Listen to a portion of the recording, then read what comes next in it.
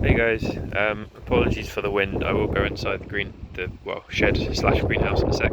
Just thought I'd show you the outside.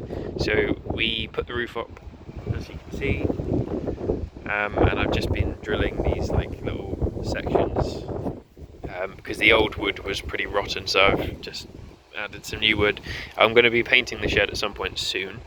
I'll just show you inside. Get out of the wind.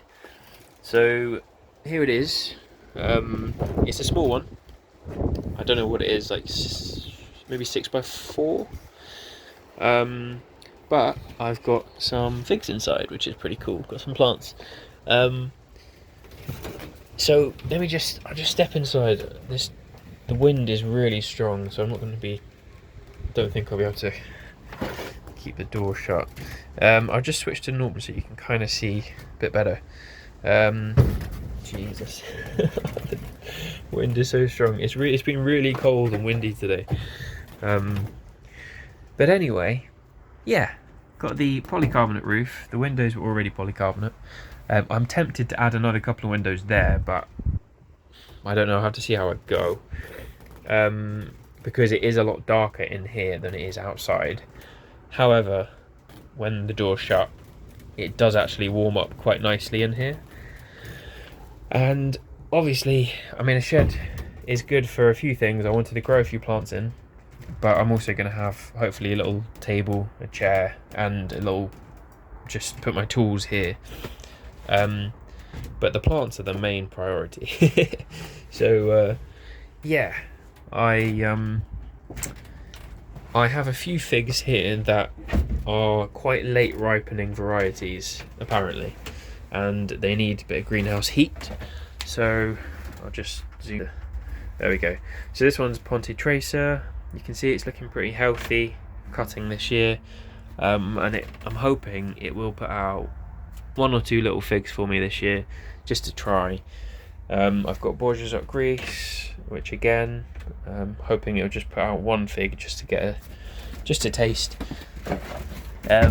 We've got Verde Paso or Ribado, and then this one I bought the other day. I couldn't resist because it does have some pretty significant main crops, which I'm hoping could ripen up for me.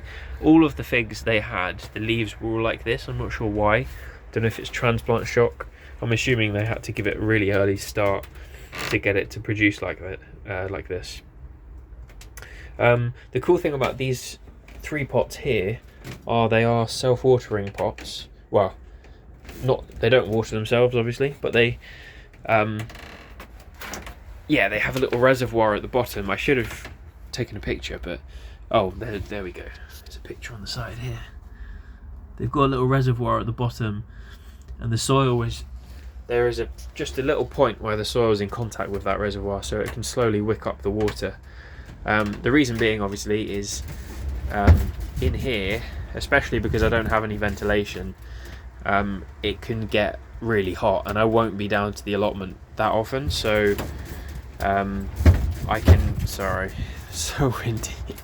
So yeah, I can just top these guys up and they should hopefully be alright. I mean, they'll probably be fine this year anyway because they are quite small cuttings, but yeah, it's quite cool. So self-watering pots, and to be fair, I mean, I think the pots are probably 25 litres in terms of soil volume. I could fill them up a little bit more actually. I'd probably fill them a little bit low, but yeah, it's a decent sized pot, and obviously it's, you know, self-watering,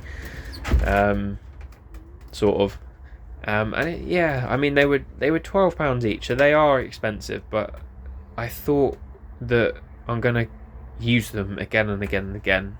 I mean, obviously they'll be in here for the time being, but if I ever move or something, then I can use them, and they'll be very useful to have in greenhouses and polytunnels for plants that you need to have some sort of self-sufficiency in terms of watering. But yeah, so anyway, quite excited about that. Oh, I'm really knackered now though. So yeah, I'm going to head back, and yeah, I'm going to do a full greenhouse tour in maybe 5 or 6 days, something like that. But yeah, the weather really needs to, I mean, it is just about sunny now, but the weather's not been great. But anyway, there we go. Thanks for watching, guys, and lots of love, lots of peace. I'll speak to you soon.